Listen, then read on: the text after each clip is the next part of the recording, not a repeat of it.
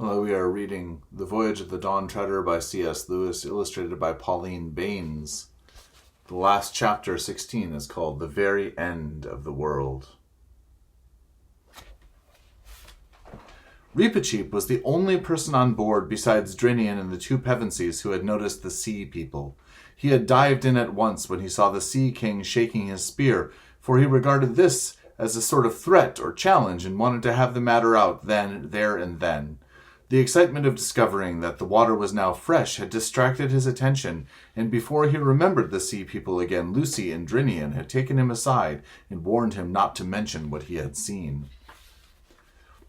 And as things turned out, they need hardly have bothered, for by this time the Dawn Treader was gliding over a part of the sea which seemed to be uninhabited. No one except Lucy saw anything more of the people, and even she had only one short glimpse. All morning on the following day they sailed in fairly shallow water, and the bottom was weedy. Just before midday Lucy saw a large shoal of fishes grazing on the weed. They were all eating steadily and moving in the same direction. Just like a flock of sheep, thought Lucy. Suddenly she saw a little sea-girl of about her own age in the middle of them, a quiet, lonely-looking girl with a sort of crook in her hand. Lucy felt sure that this girl must be a shepherdess, or perhaps a fisherdess, and that the shoal was really a flock at pasture. Both the fishes and the girl were quite close to the surface, and just as the girl, gliding in the shallow water, and Lucy, leaning over the bulwark, came opposite to one another, the girl looked up and stared straight into Lucy's face. Neither could speak to the other, and in a moment the sea-girl dropped astern. But Lucy will never forget her face. It did not look frightened or angry like those of the other sea people. Lucy had liked that girl, and she felt certain the girl had liked her. In that one moment they had somehow become friends. There does not seem to be much chance of their meeting again in that world or any other, but if ever they do, they will rush together with their hands held out. After that, for many days, without wind in her shrouds or foam at her bows, across a waveless sea the Dawn Treader glided smoothly east. Every day and every hour the light became more brilliant, and still they could bear it. No one ate or slept, and no one wanted to, but they drew buckets of dazzling water from the sea, stronger than wine and somehow wetter, more liquid than ordinary water, and pledged one another silently in deep draughts of it. And one or two of the sailors who had been oldish men when the voyage began now grew younger every day. Everyone on board was filled with joy and excitement, but not an excitement that made one talk. The further they sailed, the less they spoke, and then almost in a whisper. The stillness of that last sea laid hold on them. "My lord," said Caspian to Drinian one day, "what do you see ahead?" "Sire," said Drinian, "I see whiteness all along the horizon from north to south, as far as my eyes can reach." "That is what I see too," said Caspian, "and I cannot imagine what it is." "If we were in higher latitudes, your majesty," said Drinian, "I would say it was ice. But it can't be that, not here. All the same, we'd better get men to the oars and hold the ship back against the current. Whatever the stuff is, we don't want to crash into it at this speed." They did as Drinian said, and so continued to go slower and slower. The whiteness did not get any less mysterious as they approached it. If it was land, it must be a very strange land, for it seemed just as smooth as the water, and on the same level with it. When they got very close to it, Drinian put the helm over hard, and turned the Dawn Treader south so that she was broadside on to the current, and rowed a little way southward along the edge of the whiteness. In so doing, they accidentally made the important discovery that the current was only about 40 feet wide, and the rest of the sea as still as a pond. This was good news for the crew, who had already begun to think that the return journey to Ramandu's land, rowing against stream all the way, would be pretty poor sport. It also explained why the shepherd girl had dropped so quickly astern. She was not in the current. If she had been, she would have been moving east at the same speed as the ship. And still no one could make out what the white stuff was. Then the boat was lowered and put off to investigate. Those who remained on the Dawn Treader could see that the boat pushed right in amidst the whiteness. Then they could hear the voices of the party in the boat clear across the still water, talking in a shrill and surprised way. There was a pause while Reinolf in the bows of the boat took a sounding, and then after that the boat came rowing back. There seemed to be plenty of the white stuff inside her. Everyone crowded to the side to hear the news. "Lilies, your majesty!" shouted Reinolf, standing up in the bows. "What did you say?" asked Caspian. "Blooming lilies, your majesty," said Reinolf. "Same as in a pool or a garden at home." "Look," said Lucy, who was in the stern of the boat. She held up her wet arms, full of white petals and broad, flat leaves. "What's the depth, Reinolf?" asked Drinian. "That's the funny thing, Captain," said Reinolf. "It's still deep, 3.5 fathoms clear." "They can't be real lilies, not what we call lilies," said Eustace. Probably they were not, but they were very like them. And when, after some consultation, the Dawn Treader turned back into the current and began to glide eastward through the Lily Lake or the Silver Sea, they tried both of these names, but it was the Silver Sea that stuck, and is now on Caspian's map. The strangest part of their travels began. Very soon the open sea which they were leaving was only a thin rim of blue on the western horizon. Whiteness, shot with the faintest color of gold, spread round them on every side, except just astern, where their passage had thrust the lilies apart and left an open lane of water that shone like dark green glass. To look at, this last sea was very like the Arctic, and if their eyes had not by now grown as strong as eagles, the sun on all that whiteness, especially at early morning when the sun was hugest, would have been unbearable. And every evening the same whiteness made the daylight last longer. There seemed no end to the lilies. Day after day, from all those miles and leagues of flowers, there rose a smell which Lucy found to be very hard to describe. Sweet, yes, but not at all sleepy or overpowering, a fresh, wild, lonely smell that seemed to get into your brain and make you feel that you could go up mountains at a run or wrestle with an elephant. She and Caspian said to one another, "I feel that I can't stand much more of this, yet I don't want it to stop." They took soundings very often, but it was only several days later that the water became shallower. After that it went on getting shallower. There came a day when they had to row out of the current and feel their way forward at a snail's pace, rowing. And soon it was clear that the Dawn Treader could sail no further east. Indeed, it was only by very clever handling that they saved her from grounding. "Lower the boat," cried Caspian, "and then call the men aft. I must speak to them." "What's he going to do?" whispered Eustace to Edmund. "There's a queer look in his eyes." "I think we probably all look the same," said Edmund. They joined Caspian on the poop, and soon all the men were crowded together at the foot of the ladder to hear the king's speech. "Friends," said Caspian, "we have now fulfilled the quest on which you embarked. The 7 lords are all accounted for, and as Sir Reepicheep has sworn never to return, when you reach Ramandu's land you will doubtless find the lords Revilian and Argos and Mavremorn awake. To you, my lord Drinian, I entrust this ship, bidding you sail to Narnia with all the speed you may, and above all not to land on the island of Deathwater. And instruct my regent, the dwarf Trumpkin, to give to all these, my shipmates, the rewards I promised them. They have been earned well. And if I come not again, it is my will that the regent, the Master Cornelius, and Truffle Hunter the Badger, and the Lord Drinian choose a king of Narnia with the consent—" "But, sire," interrupted Drinian, "are you abdicating?" "I am going with Reepicheep to see the world's end," said Caspian. A low murmur of dismay ran through the sailors. "We will take the boat," said Caspian. "You will have no need of it in these gentle seas, and you must build a new one on Ramandu's island.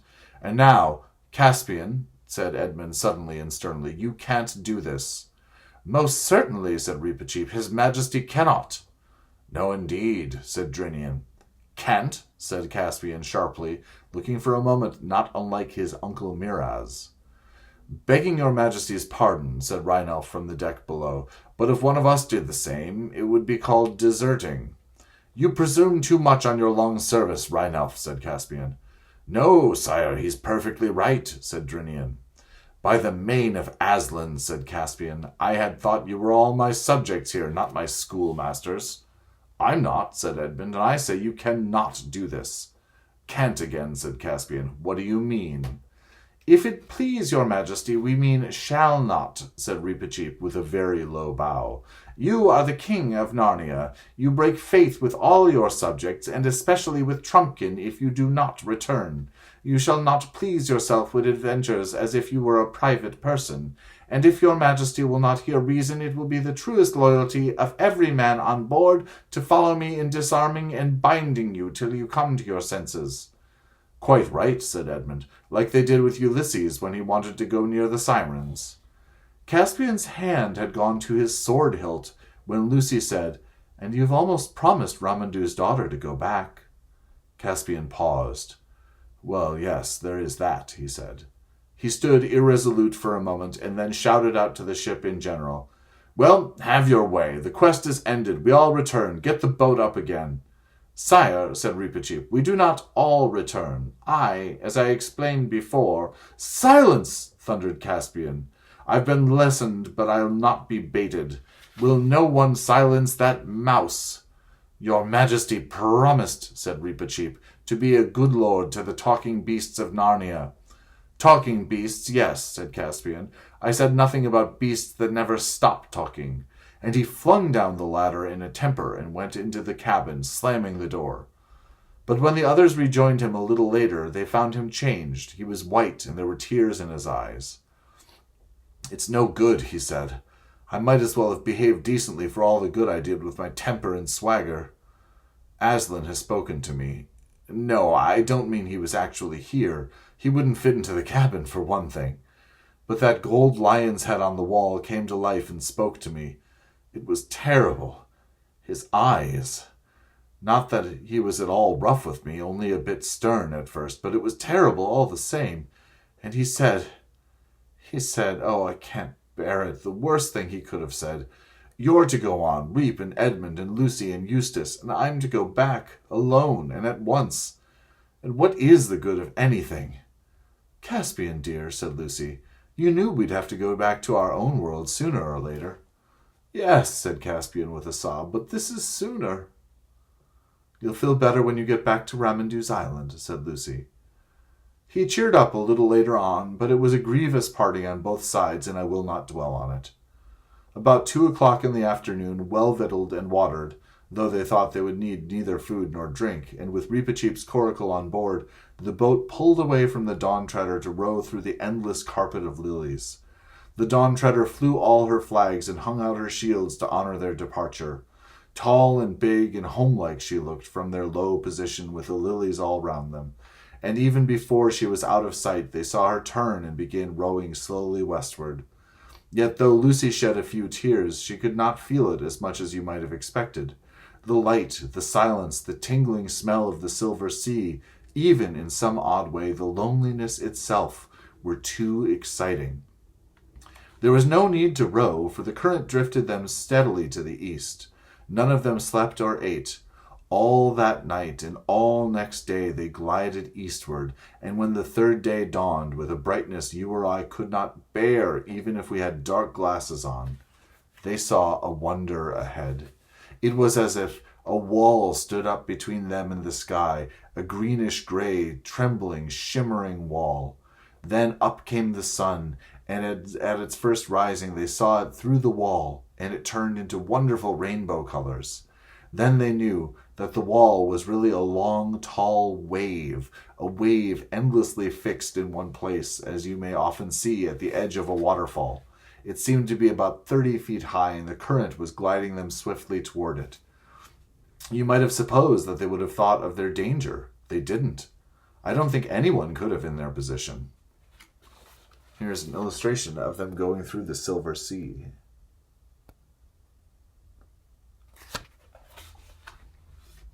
For now they saw something not only behind the wave, but behind the sun. They could not have even seen even the sun if their eyes had not been strengthened by the water of the last sea. But now they could look at the rising sun and see it clearly and see things beyond it. What they saw, eastward beyond the sun, was a range of mountains. It was so high that either they never saw the top of it or they forgot it. None of them remember seeing any sky in that direction, and the mountains must really have been outside the world, For any mountains even a quarter of a 20th of that height ought to have had snow and ice on them. But these were warm and green and full of forests and waterfalls, however high you looked. And suddenly there came a breeze from the east, tossing the top of the wave into foamy shapes and ruffling the smooth water all round them. It lasted only a second or so, but what it brought them in that second none of those 3 children will ever forget. It brought both a smell and a sound, a musical sound. Edmund and Eustace would never talk about it afterward. Lucy could only say, "It would break your heart." "Why?" said I. "Was it so sad?" "Sad? No," said Lucy. No one in that boat doubted that they were seeing beyond the end of the world into Aslan's country. At that moment, with a crunch, the boat ran aground. The water was too shallow now for it. "This," said Reepicheep, "is where I go on alone." They did not even try to stop him, for everything now felt as if it had been fated or had happened before. They helped him to lower his little coracle. Then he took off his sword. "I shall need it no more," he said, and flung it far away across the lilied sea. Where it fell, it stood upright with the hilt above the surface. Then he bade them good-bye, trying to be sad for their sakes, but he was quivering with happiness. Lucy, for the first and last time, did what she had always wanted to do, taking him in her arms and caressing him. Then hastily he got into his coracle and took his paddle, and the current caught it, and away he went, very black against the lilies. But no lilies grew on the wave. It was a smooth green slope. The coracle went more and more quickly, and beautifully it rushed up the wave's side. For one split second they saw its shape and Reepicheep's on the very top. Then it vanished, and since that moment no one can truly claim to have seen Reepicheep the mouse. But my belief is that he came safe to Aslan's country and is alive there to this day.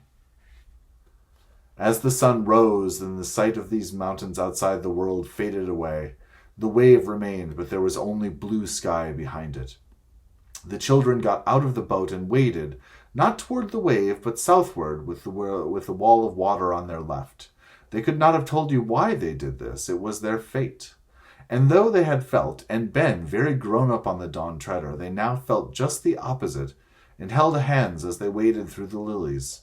They never felt tired. The water was warm, and all the time it got shallower.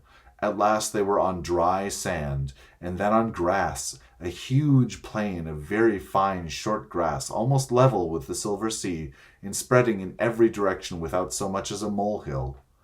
And of course, as it always does in a perfectly flat place without trees, it looked as if the sky came down to meet the grass in front of them. But as they went on, they got the strangest impression that here at last the sky really did come down and join the earth. A blue wall, very bright but real and solid, more like glass than anything else. And soon they were quite sure of it. It was very near now. But between them and the foot of the sky there was something so white on the green grass that even with their eagle's eyes they could hardly look at it. They came on and saw that it was a lamb. "Come and have breakfast," said the lamb in its sweet, milky voice. Here's an illustration of the lamb.